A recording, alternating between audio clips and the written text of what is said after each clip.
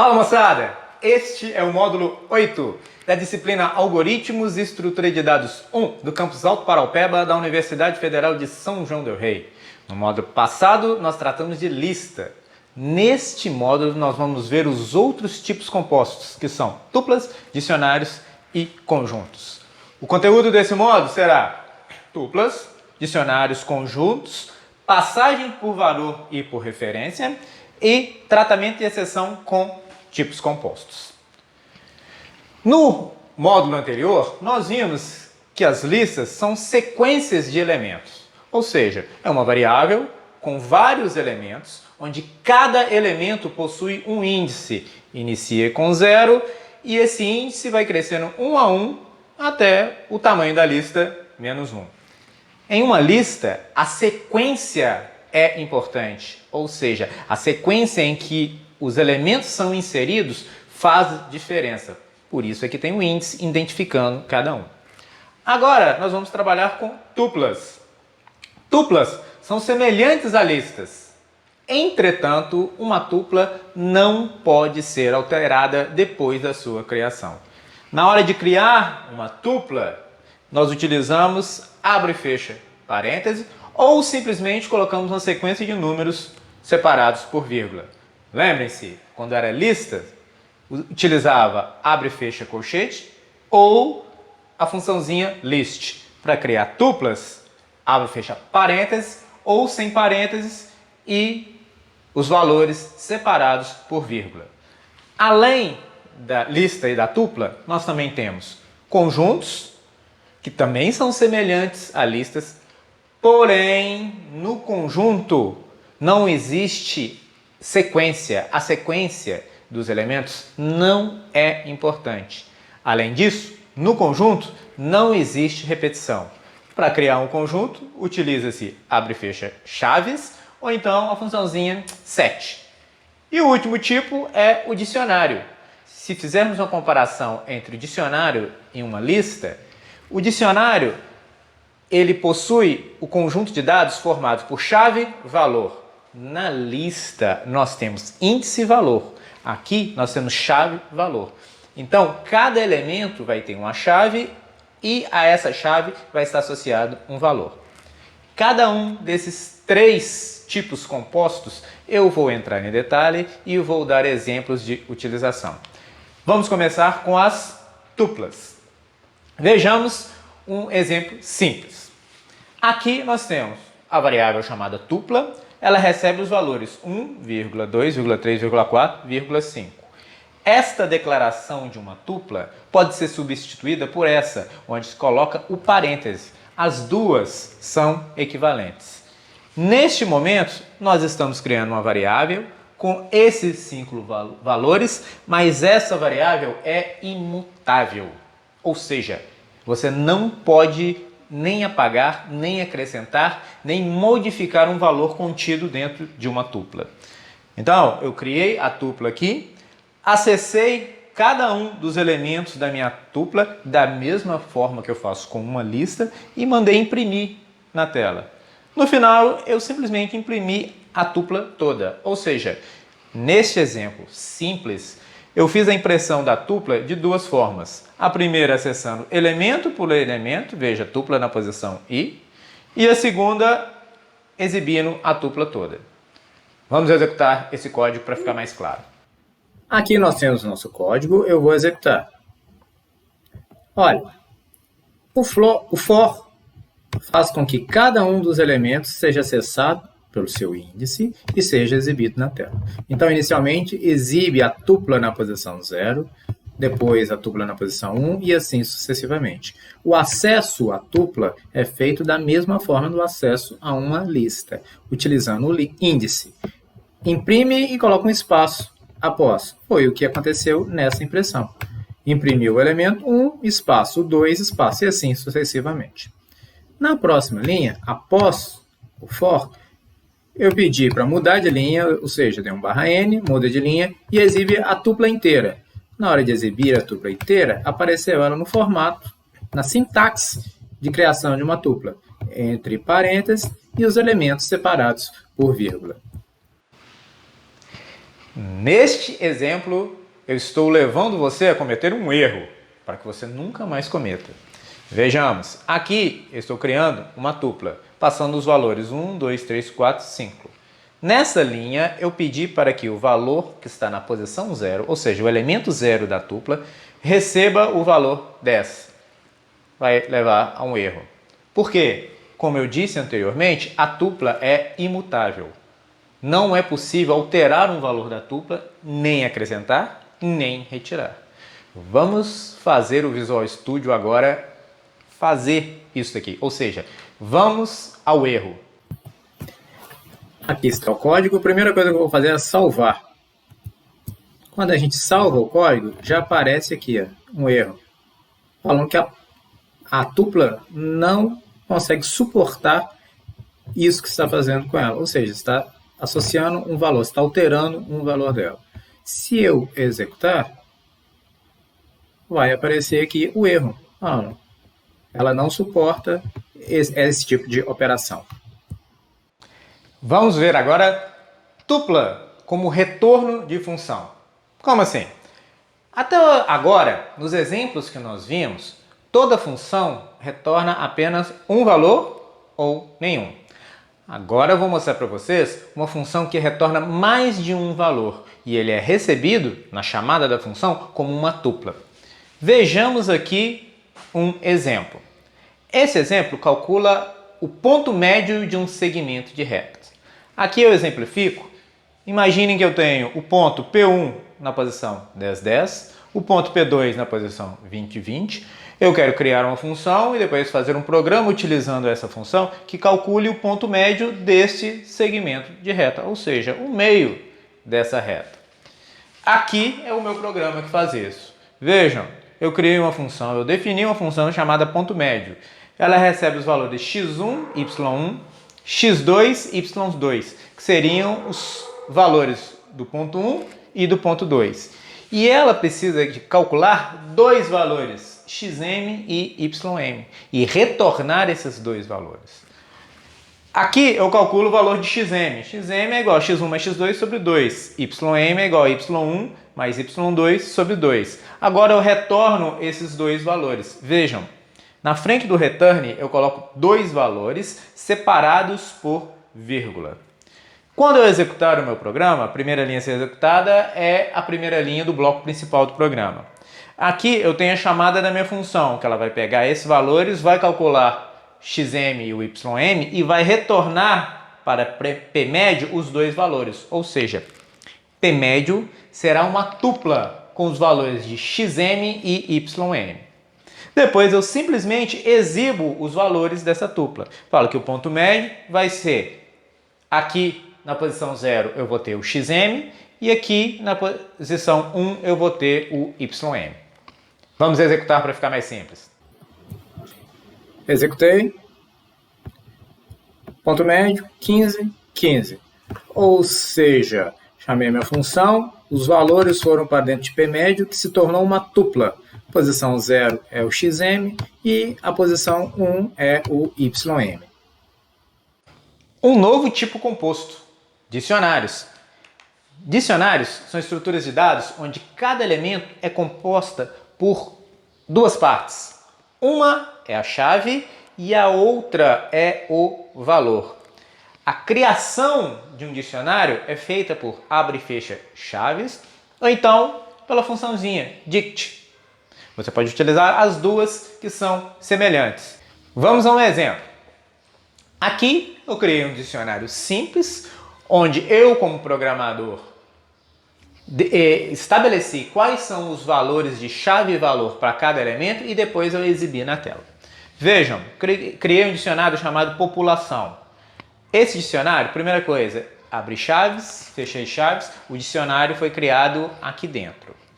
Cada elemento é separado por vírgula um do outro, de forma que um elemento é composto por duas partes. A primeira é chamada chave, a segunda é chamada valor.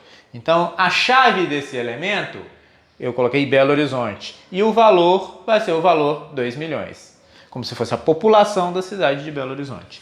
A mesma coisa para Ouro Branco e a mesma coisa para Lafayette.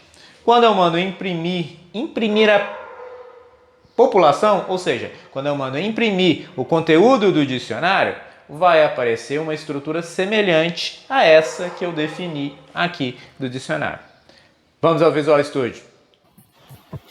Vou executar esse exemplo mais simples e vejam que aqui apareceu o dicionário, mas ele apareceu no formato padrão, ou seja, o formato que é exigido da sua declaração, onde os elementos são separados por vírgulas, você tem cada elemento formado por chave, 2 pontos, valor. Chave. Entretanto, quando eu estou tratando com dicionário e eu quero pegar apenas um elemento do dicionário, eu tenho que informar qual é a chave desse elemento. E esse exemplo mostra isso. Vejam, eu tenho aqui o mesmo dicionário do exemplo anterior. Na hora de imprimir, eu imprimo população, entre colchetes eu coloco Lafayette.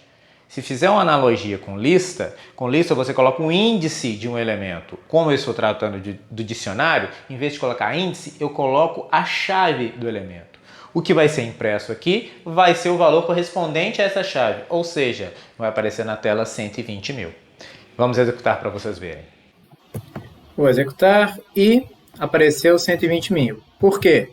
Eu pedi para imprimir população e passei o índice Lafayette. Se eu mudar, colocar população e passar outro índice, Belo Horizonte. Quando eu mandar executar, vai aparecer o valor associado àquele índice, 2 milhões. Agora, se eu mandar executar com índice que não existe, vai dar erro. Falou que não existe, deu um erro no momento da execução deste código. Neste exemplo, eu imprimo o meu dicionário de forma diferente. Eu faço um for e pego cada um dos elementos divididos em chave e valor e imprimo na tela. Vejam, o dicionário é o mesmo do exemplo anterior. Entretanto, eu faço um for contendo 2 valores, C e V, em população.itens. Quando eu coloco população.itens, quer dizer que quando eu executar esse for, cada um dos elementos vão ser jogados para essas variáveis. Ou seja, a chave do primeiro elemento vai vir para C, a chave do segundo elemento vai vir para V. Ele entra no for, imprime chave, uma setinha, valor. Na próxima execução do for, a chave do segundo elemento vai vir para C, o valor do segundo elemento vai vir para V, eu imprimo a chave e o valor do segundo elemento. E assim sucessivamente. Vamos executar, para ficar mais simples. Cliquei para executar. Belo Horizonte, 2 milhões, Ouro Branco, 60 mil, Lafayette, 120 mil. O importante deste exemplo é a forma de acesso aos dados contidos dentro de população. Quando eu coloco população.itens, quer dizer que eu vou fazer acesso item a item, sendo que um item é formado por chave valor. Por isso que no for eu coloco duas variáveis. No caso eu coloquei C e V, porque para o primeiro elemento de população, C vai receber a chave, V vai receber o valor. Eu imprimo chave, setinha, valor. Para o segundo, a mesma coisa e assim sucessivamente. Neste exemplo, eu imprimo somente as chaves. Vejam, o exemplo é semelhante ao anterior, entretanto, no for eu coloco dicionário.keys, ou seja, chaves. C vai receber a primeira, depois a segunda, a terceira e assim sucessivamente. Da mesma forma, eu tenho população.values, que na hora de imprimir, ao invés de imprimir as chaves, vai imprimir os valores, cada um dos valores contidos nos elementos do meu dicionário. Vamos executar também, fica mais simples lá no Visual Studio. Temos aqui população.key. Na hora de exibir, vão exibir todas as chaves do meu dicionário. Executei, apareceu Belo Horizonte, Ouro Branco, Lafayette. Se eu modificar aqui, população.values vai exibir os valores contidos dentro do meu dicionário. Ou seja, 2 milhões, 60 mil, 120 mil. Aqui nós temos um exemplo de utilização de dicionários para salvar informações no computador. Eu criei um dicionário onde cada elemento possui uma estrutura com nome e a nota de um aluno. O nome utilizado como chave, a nota utilizada como valor. Vejam, primeira coisa eu criei essa variável turma, que é um dicionário vazia. Olha, aqui eu utilizei a funçãozinha dict, mas eu poderia substituir o dict por abre e fecha chaves. É a mesma coisa. Faço um for de 0 até 4, ou seja, executo isso daqui 5 vezes. Pego o nome do aluno, pego a nota do aluno e insiro nome e nota na turma, sendo que ao invés de fornecer uma posição, eu coloco aqui a chave. Ou seja, para o nome que o usuário informou, vai estar associada determinada nota. Aqui eu coloco a chave, aqui eu coloco o valor. Após a execução, eu imprimo turma, eu imprimo esse dicionário e vai aparecer tudo no formato de criação do dicionário, onde tem chaves e os elementos separados com vírgula, igual eu expliquei para vocês já anteriormente. Vejamos a execução do programa. Executei. Nome de um aluno. Para variar, Rony. Nota. Para variar, 10. Aluno. Zé. 5. Ana. 8. Maria. 10. Paulo. 5. Apareceu Rony, 2 pontos, 10. Zé, 2 pontos, 5. E assim sucessivamente. Olha que o formato que foi exibido foi o mesmo formato de criação de um dicionário. Ou seja, aqui onde eu tenho as chaves no início, abrindo, e no final fechando, cada elemento composto por chave, 2 pontos, valor. O comando del também pode ser utilizado para apagar elementos de um dicionário. Também pode apagar elementos de conjuntos. Tuplas não, tuplas são imutáveis. Vejamos um exemplo aqui. O mesmo dicionário eu imprimi. Depois eu mandei apagar o elemento cuja chave é ouro branco. Ele vai apagar e aqui eu imprimo o meu dicionário. Vejam que na execução vai ter duas impressões. Uma com todos os dados que eu defini aqui e uma com todos os dados menos os dados de ouro branco, pois ouro branco foi apagado, não vai ser exibido. Vamos executar. No resultado da execução, nós temos a primeira impressão do dicionário chamado população, contando com ouro branco. No segundo, ouro branco foi apagado. Isso ocorreu por causa do comando del, que apagou o elemento cuja chave é ouro branco. A criação de lista de dicionários é uma estrutura de dados interessante para se salvar informações mais complexas, ou seja, sobre um determinado elemento real, cujo qual nós precisamos salvar a informação, nós podemos criar um elemento de uma lista que é um dicionário, onde a gente pode dar chave e valor para cada uma das informações úteis daquele elemento usual, cujas informações nós estamos salvando. Vamos ver esse exemplo. Aqui eu criei uma lista vazia e criei um laço de repetição infinito para pegar informações e armazenar dentro dessa lista. Vejam que a primeira linha do meu laço de repetição while é a criação de um dicionário chamado contato. Por quê? Eu vou criar um elemento chamado contato, que vai ser um dicionário novo, vou receber nome, telefone e e-mail como um dicionário, depois eu adiciono esse elemento na minha lista que eu criei aqui. Vejam a diferença de criação da lista e do dicionário. A lista eu criei antes do laço de repetição, ela é criada uma única vez. O dicionário ele é criado várias vezes. Todas as vezes que eu acrescento um novo elemento, eu crio um dicionário novo, coloco valores nele e adiciono ele na minha lista. Depois, quando eu executar novamente, Eu vou criar outro dicionário, recebo valores, adiciono esse outro dicionário na minha lista. Ou seja, eu estou criando uma lista formada por vários dicionários. Cada elemento é um dicionário. Explicando o código, então, eu crio o dicionário, preencho com nome, telefone, e-mail e exibo e insiro esse dicionário chamado contato na minha lista. Depois eu simplesmente pergunto para o usuário se ele quer sair ou continuar a execução do meu programa. Quando o usuário resolver sair da entrada de dados, eu vou exibir. Coloquei um print simplesmente para mudar de linha e faço 2 for para exibir. Vejam o seguinte, cada elemento da minha lista é formado por um dicionário. Então, eu faço um for na minha lista. For C em lista quer dizer que o C vai subir o primeiro elemento da minha lista.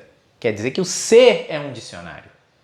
Cada uma das interações desse for, ele vai pegar um elemento composto por várias chave-valor, chave-valor, chave-valor. Esse segundo for, ele acessa os elementos dentro de C. Vejam que eu coloquei aqui K e V. Para lembrar, key value, c.índice, itens. Por quê? Eu vou pegar cada um dos elementos, jogar a chave para cá, o valor para cá. Quando eu executar aqui, o primeiro elemento que está na minha lista, o primeiro dicionário que está na minha lista vai vir para dentro de C. Depois eu vou vir nesse dicionário e vou pegar cada um dos itens, chave e valor. O primeiro chave e valor vem para K e V, eu exibo K e V na tela. Depois o segundo chave-valor vem para cá e B, eu exibo chave-valor na tela. E para todos os elementos do primeiro elemento da lista, ou seja, para todo chave-valor contido dentro do elemento que está na minha lista, eu exibo aqui. Na próxima iteração desse for, eu pego o segundo dicionário. E para cada um dos elementos desse dicionário, chave-valor, eu exibo na tela nesse for. Vamos executar no Visual Studio. Fica mais claro com a execução. Executei, vou inserir 2 nomes. Rony, telefone 111, e-mail 11@11. Deseja cadastrar outro? Sim ou não? Sim. Nome, Ana, telefone 222, e-mail 22@22. Deseja cadastrar outro? Não. Na hora de exibir, vejam, apareceu Rony, nome Rony, telefone 111, e-mail 111. Depois, Ana, com telefone e o e-mail cadastrado. O mais importante que vocês têm que entender, que traz mais dúvida nesse código, é a forma de exibição. Por quê?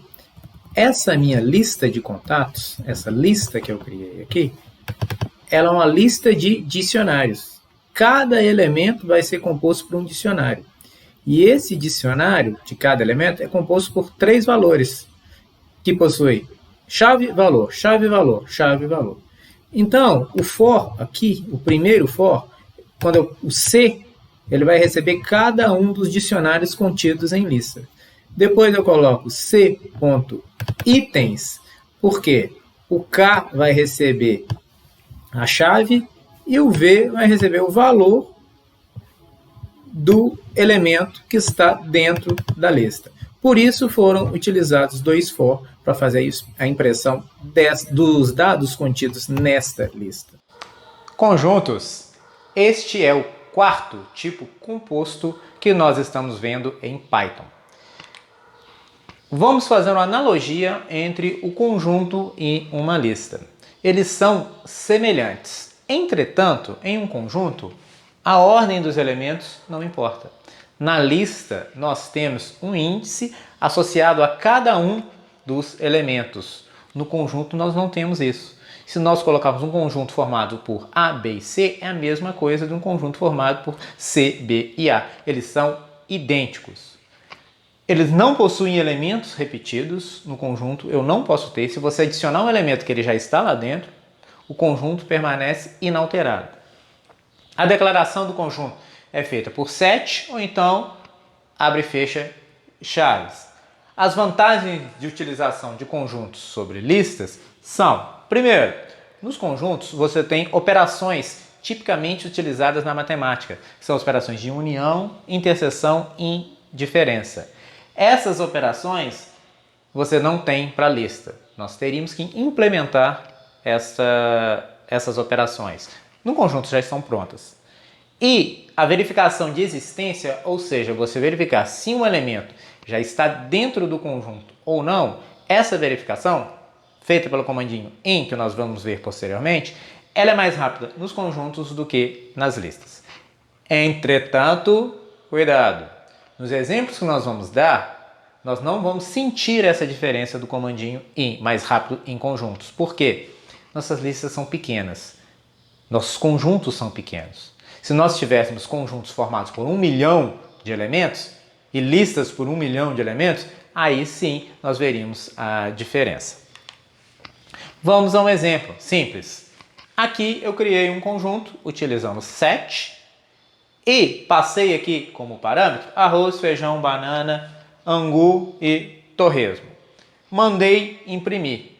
Quando eu mando imprimir, vai aparecer neste formato, sem o set, obviamente, porém não vai aparecer nessa ordem.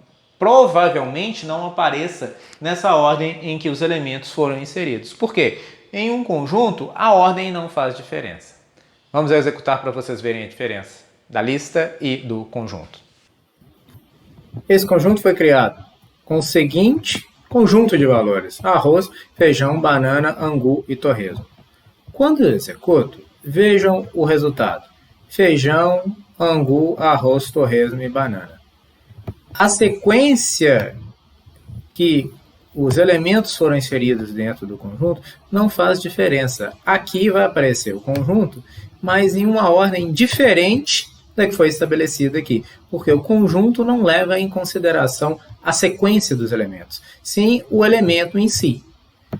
Um outro detalhe interessante é que a funçãozinha set abre parêntese, ela termina aqui no fecha parêntese. Aqui dentro é obrigado a colocar um conjunto.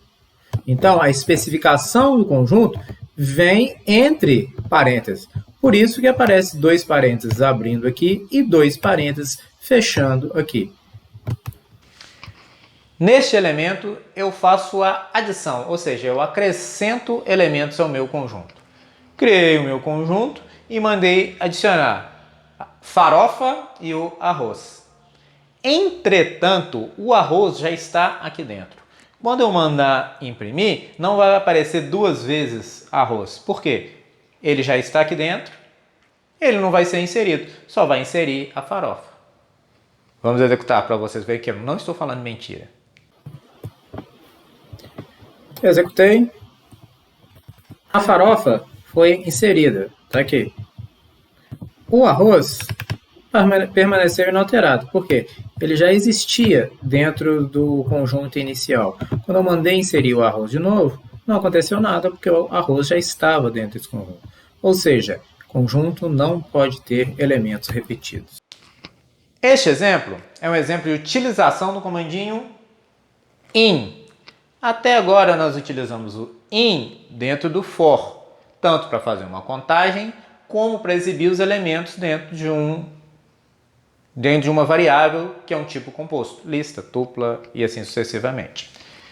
Vejam, criei um conjunto utilizando o set, peço para o usuário digitar o nome de uma comida e eu utilizo esse if para verificar se a comida que o usuário digitou está dentro do meu conjunto. Veja que eu coloquei if comida in conjunto, ou seja, se o valor da variável comida está dentro desse conjunto, esta condição vai dar verdadeira e vai aparecer na tela está presente. Se não, a condição vai dar falsa e vai aparecer na tela não está presente. Vamos executar. Executei. O programa pede para eu inserir uma comida. Eu vou colocar pera. Pera está presente. Aqui está o elemento. Se eu executar de novo e colocar mamão, vai aparecer não está presente. O comando in, ele pega o elemento e verifica se ele está dentro deste conjunto. As operações típicas de conjunto são união, onde você tem dois conjuntos, você une os dois. Se os dois conjuntos possuírem elementos iguais, o resultado da união vai ter um só daquele elemento que se repetia nos dois conjuntos. Não existe repetição. Aqui é a interseção, onde você tem dois conjuntos e a interseção são aqueles elementos que estão nos dois conjuntos. E por último, a diferença. A menos B, você pega o A e retira dele tudo que está em B também. Ou seja, vai tirar os elementos que fazem parte da interseção dos dois. Vai sobrar só os elementos que estão em A e não estão em B. Todas essas operações são feitas, são implementadas em Python. Vejam, eu criei dois conjuntos, A e B, e aqui o C vai ser o resultado da união de A com o B. Quando eu exibir, o resultado vai ser a união desses dois sem repetição. A mesma coisa, a interseção. O resultado aqui, neste exemplo, vai ser a interseção de A com B, ou seja, vai aparecer os elementos que estão nos dois conjuntos, no conjunto A e também no conjunto B. Aqui nós temos a diferença, onde eu tenho os mesmos conjuntos, eu faço A difference B, quer dizer que é A menos B, ou seja, os elementos que estão em B e estão em A vão ser removidos. O resultado vão ser os elementos que estão somente em A. Vamos ver a execução de todas essas operações no Visual Studio. Primeiro, a união. Quando uniu, como o 1 e o 3 apareciam nos dois, a união vai ser 1, 2, 3, 4, 5 e 7. Agora, eu vou mudar. Eu vou colocar interseção. Interseção de A com B. Vou apagar a tela, para ficar mais nítido. Executei. Mostrou 1 e 3. São os elementos que estão em B e também estão em A. Apaguei a tela novamente. E agora eu vou fazer a diferença. Difference. A menos B. A menos B deu 5 e 7. Ou seja, pegou os elementos que estão em B e todos aqueles que estão em A também removeu. O resultado foi só 5 e 7. Passagem por valor e passagem por referência. O que é isso?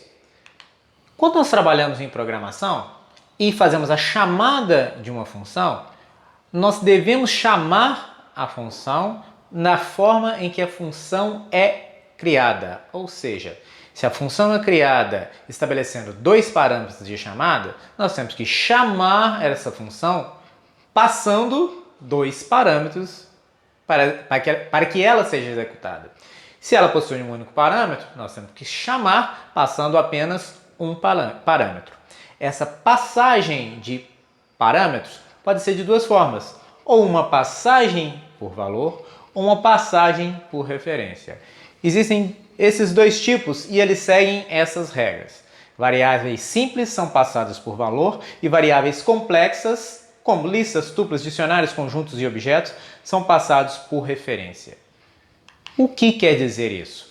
Vamos a um exemplo para ficar mais claro. Esse é o tipo de passagem por valor. Aqui eu tenho uma função chamada dobra, que ela recebe um valor e dobra este valor. Simplesmente multiplica ele por 2. No programa principal, eu tenho a variável x, que recebe o valor 10. Nesta linha, ele exibe na tela o valor de x, 10. Depois ele chama a função dobra, que vai passar o valor de x para esse x. Olha, aqui ocorre uma passagem por valor. Por quê? O valor da variável x ela é passada, copiada para essa variável x. Essa variável x é multiplicada por 2, mas essa variável de x que foi declarada no corpo principal não tem alteração. Então, após a execução dessa função, quando manda imprimir o valor de x, mantém-se o valor 10. Por quê? Com a passagem por valor, cria-se outra variável x. Essa outra variável x, ela é local, ela é válida somente dentro dessa função. Essa variável aqui é uma variável global, válida na função principal, ou seja, no corpo principal do meu programa e no meu programa inteiro. Fazendo a chamada dessa função com o valor de x sendo passado como parâmetro, x não é alterado, porque ocorre uma passagem por valor. Entretanto, aqui eu tenho um exemplo de passagem por referência. De acordo com a regra que eu passei para vocês, tipos complexos são passados por referência. O que quer dizer isso?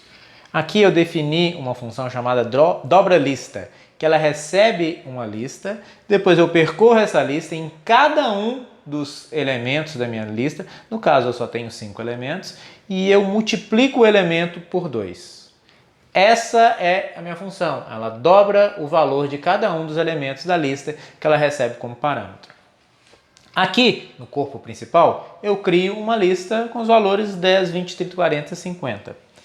Mandei imprimir o conteúdo da lista. Vai aparecer 10, 20, 30, 40, 50. Depois eu chamei a função dobra lista, passando como parâmetro esta lista que eu criei aqui.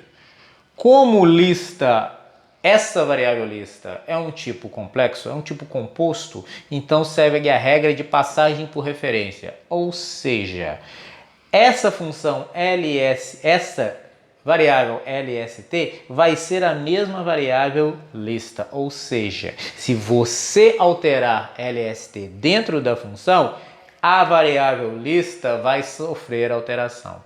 Então, quando eu chamo dobra lista e passo lista, as duas variáveis passam a ser a mesma. Aqui eu altero lst, multiplicando por 2 cada um dos elementos. Quando eu multiplico, eu também vou multiplicar os valores contidos na variável lista.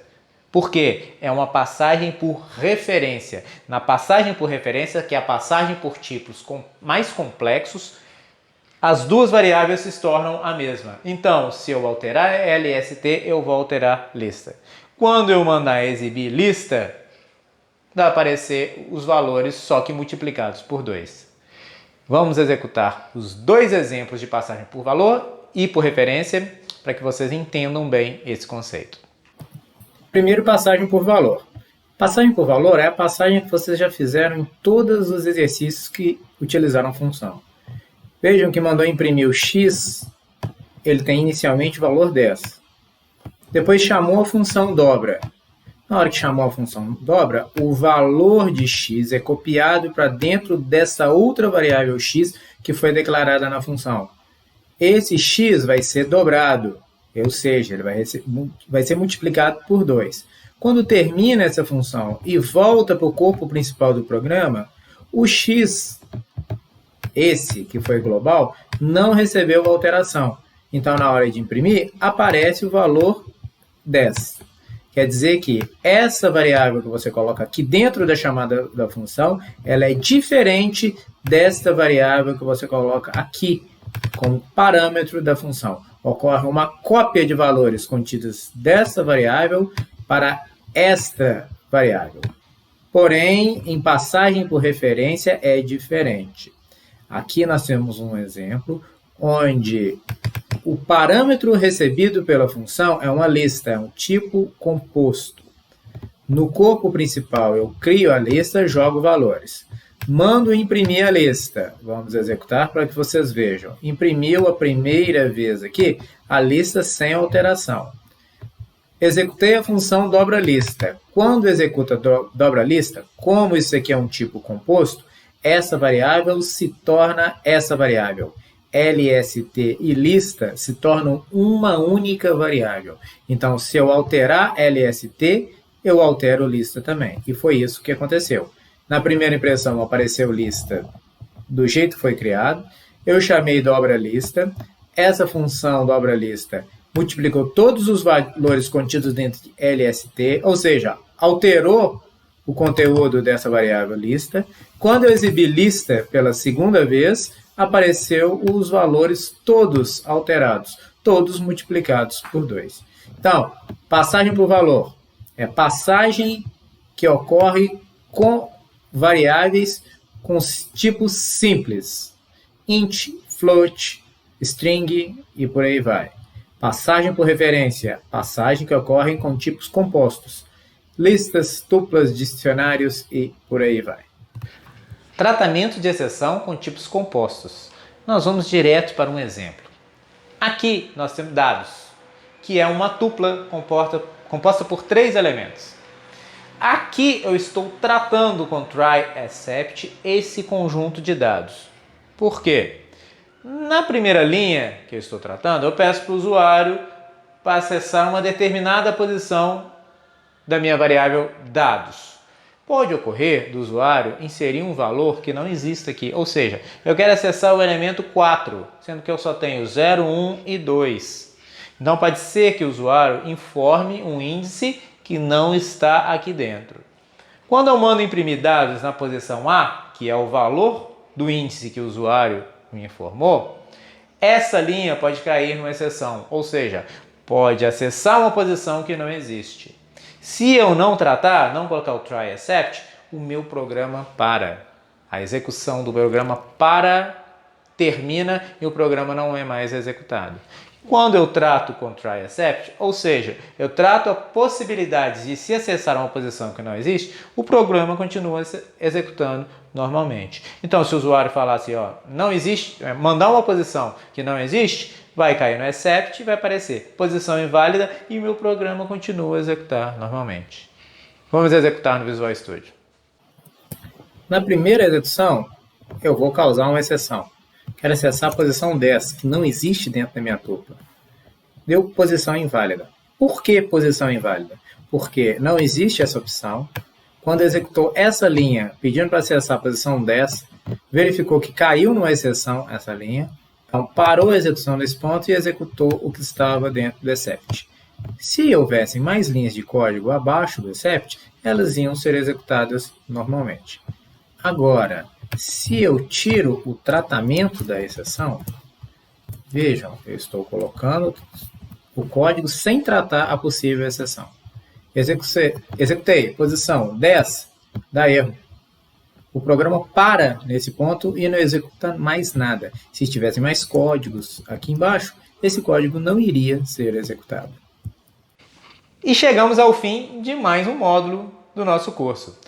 Nesse módulo, nós tratamos de tuplas, dicionários e conjuntos, só que, para entendê-los, é muito importante que vocês tenham o conhecimento de listas, porque todos esses 4 tipos complexos, eles são muito relacionados, eles têm muitas características em comum. Como eu sempre faço, eu vou deixar um vídeo com exercícios que tratam dos 3 assuntos que foram dados nesse módulo. Então, abraço a todos e até o próximo módulo.